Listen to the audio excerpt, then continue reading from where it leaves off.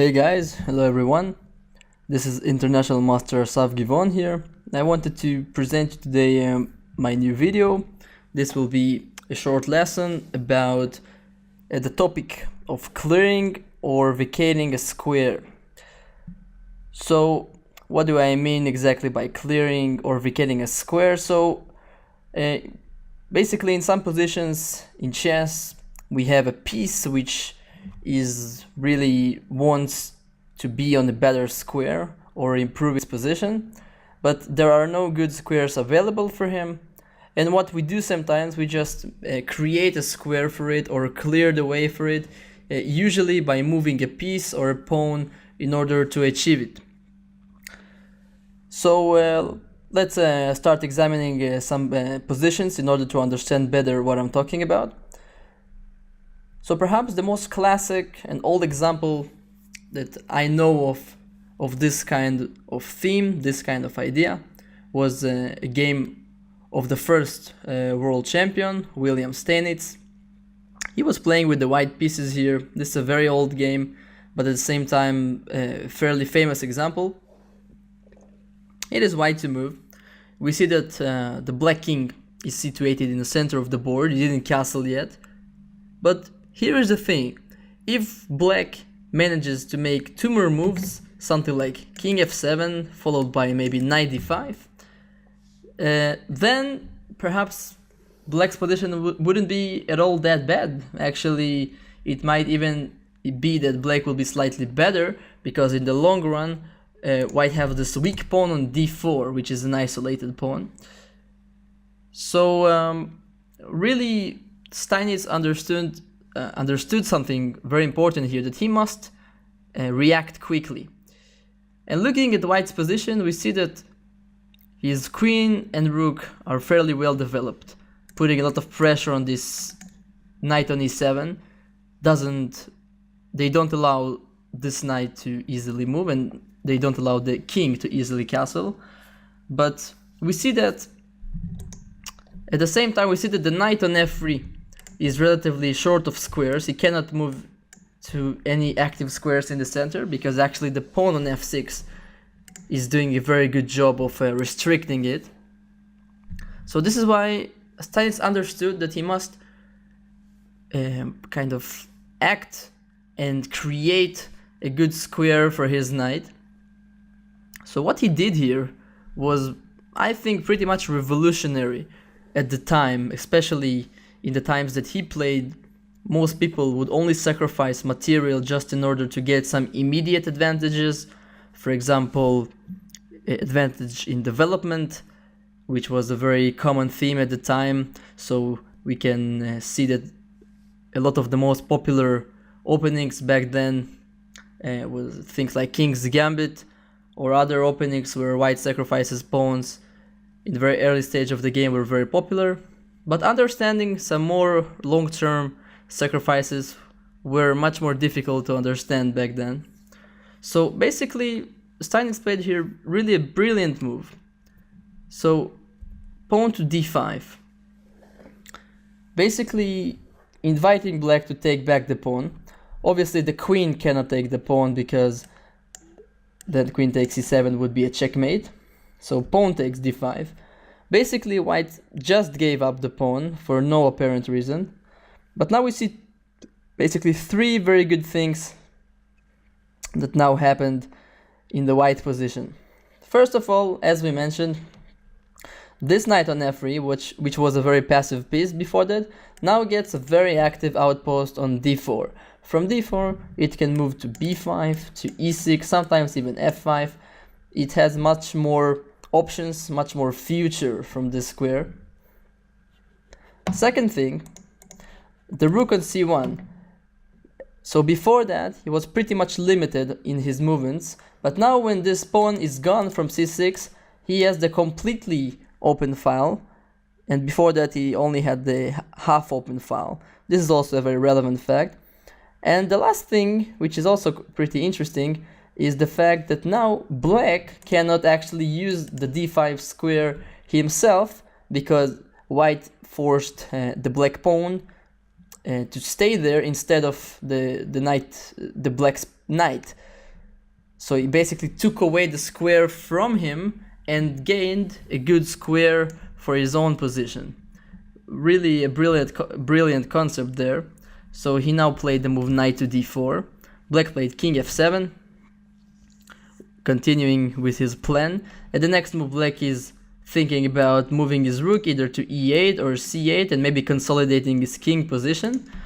But Steinitz acts very quickly. He plays knight e6, also preparing the move rook to c7. Black here played the move rook to c8. And now the white's pieces were extremely well placed. And we know that when one side has very active pieces and he managed to maximize the power of his pieces, he must search for tactics. And Steinitz found some very strong continuation, starting with the move queen g4. So threatening the move knight g5 check.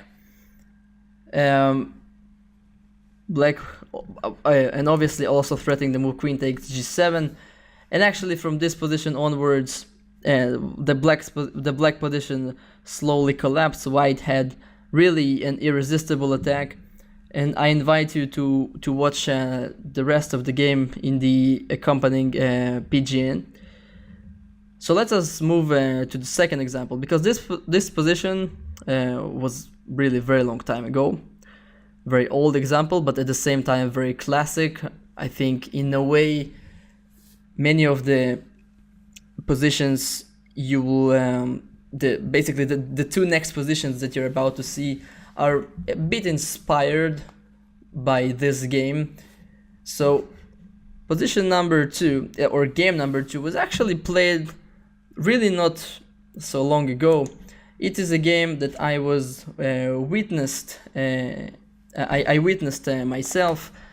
I was not playing this game myself, but my teammate, Grandmaster Tamir Nabati, who is now a very strong Grandmaster, rated almost 2700, he played at the first board in our team, and he reached this position that you see in front of you after 12 moves. So black's last move was pawn from b7 to b5. We see that the position is of opposite side castling. Each side castle to the, let's say, opposite direction than his opponent. And each side basically tries to attack the enemy king on the other side. It's a very typical scenario. But now, just looking at this position, I had a very good feeling about what Grandmaster Nabati was going to play. And actually when his opponent played the move b5, I was, let's say, a little bit surprised even by the speed that he played his next move, because this is a very serious game, long time control, but it took him maybe 10 seconds to play his next move, maybe even less. So looking at the previous example and knowing our topic, I recommend you try and think about this position. If you want, you can even stop the video, try to think about it a bit. So White here played the brilliant move pawn to d5, very much similar to the previous example. He's basically giving up the pawn. Black took on d5, and now he cleared this square for his own pieces. Either the knight or the bishop can now move to this square, and it will be a very strong outpost for the white pieces. So here Grandmaster Nabati played knight d4, also gaining a tempo against the bishop on c6. And actually, after the game, we also had a small discussion with him and a couple of other players about the possibility of actually going c5 immediately. And the idea of this move is actually to keep the option of putting actually the bishop on d4 and trying to go for this formation of two bishops in the attack, and use the knight on e2 for some active operations on the king side. So just to illustrate my point, something like pawn to a5, bishop to d4, and now you see those bishops are very well placed to attack the black king, and the next moves are going to be something like g4, knight g3 maybe, the knight can jump into some active squares, and white's attack on the king side is just so much stronger than the black's attack on the queen side, because white has the support of his whole army in the attack, his bishops, and the knight will come. The black's attack, as you can see, is not being supported so well by his other pieces, and that's the big difference basically. He chose though to play knight d4 immediately, which is also very sensible. The bishop retreated to d7. And now a very important move, as we seen earlier, is pawn to c5. Without this move, the knight on d4 wouldn't be a very kind of safe, it wouldn't have a safe outpost. If white would not play the move c5, black at some point could play the move c5 by himself, creating a threat against the knight on d4, forcing him to retreat backward, force him to retreat back, and white would basically wouldn't get anything from this. So c5, a very important move.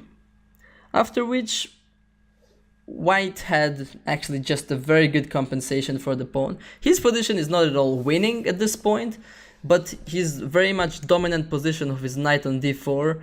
And basically, I think we can also agree that the white's plan here is just slightly easier. His attack is easier to execute. So black played here the move c6, white played g4, already creating some threats of g5, and he later on managed to win this game very much thanks to this sacrifice. So we see here a similar idea to the one of Steinitz. Here we see a much more modern example of two grandmasters playing it, but still we have the same same type of idea. Even it happened actually on the same square. White sacrificed the pawn on d5 and then vacated the d4 square for his knight. The similarities here are quite remarkable. And just for a dessert, let's say, I included also an example from one of my own games. So it's a very, okay, not a very old game of mine, but from the year 2010. I was pretty young back then, but this is one of my actually one of my favorite games. So black played this game very passively. This was a French defense, but one which went pretty much wrong for black. You can see that almost all of his pieces are situated on the back rank, on the 8th rank. Almost no development is going on, and actually white is controlling a lot of strategic lines here. The rook on g3 making pressure on the pawn on g7, not letting this bishop on f8 to be developed so easily. The rook on c2 is well placed. I want you also to take a look at this knight on f4. This knight actually in the previous part of this game, as you can see, white had a pawn on f4 and he played the move pawn to f5 just to get this square for the knight on f4, which is a very strong outpost for the knight, making pressure on all kinds of squares. But it's now white to move, and looking at the previous examples, I hope you already have some idea of what is going to be white's next move. You can see that out of all of white's pieces, the only piece which perhaps has nearly zero things to do, which is just a useless piece, is the knight on f3. Even the bishop on c1, which doesn't seem all that active, has some role. He needs to protect the pawn on a3, he's also making some pressure on this diagonal, so he's doing at least something. Knight on f3 just doesn't do anything special. And white's next move is aiming just to create a very strong outpost for this piece. You might have guessed it already. If not, you can stop the video and try to think about it. So the move is pawn to e6. Very nice. Basically, once again, giving up the pawn, saying, to black, please just take this pawn. I don't need it. I just want the square for my piece on e5, which worths more than a pawn at this point. Black took with the pawn on e6, knight e5. Here you see a picture of almost complete domination of the white's pieces over their black counterparts. It's also nice to have this tempo on the queen on d7. Black played queen b7. Now white has a lot of promising options. I cannot even count the number of good moves that white has here at his disposal. There are all kinds of knight jumps on g6, maybe some more moves, but I kind of like the move I chose, which is rook to g6. One of the reasons that I like this move is it's kind of to show white's power here. If he can land his rook on such an advanced square in the black's camp without black being able to do almost anything against it, it's kind of shows the domination of my pieces over his. So obviously I'm threatening the pawn on e6 at this point. If this pawn falls, all of his pawns are going to be lost. So he played queen e7. And now, admittedly, I didn't play the strongest move in this game, in this position. In this position there is already a winning continuation for white, which is also not terribly difficult to spot. I was probably so much I liked my position so much here that I didn't want to. I was maybe too focused on some positional moves which improve my position, not thinking concretely enough. But once again, as mentioned, all of white's pieces are basically ready for tactics. They are all practically maximized their power. It's time for tactics. And the move is rook takes knight, with the point that after rook takes rook, white has this check on b5. And once again, surprisingly, or not so surprisingly, black is having huge difficulties to react to such a small and kind of little check, and he's just going to have huge material losses regardless of how he chooses to react to this check. So as we've seen in those examples, sometimes even sacrificing a pawn just to clear a very good square or an outpost for our pieces can be a very good idea.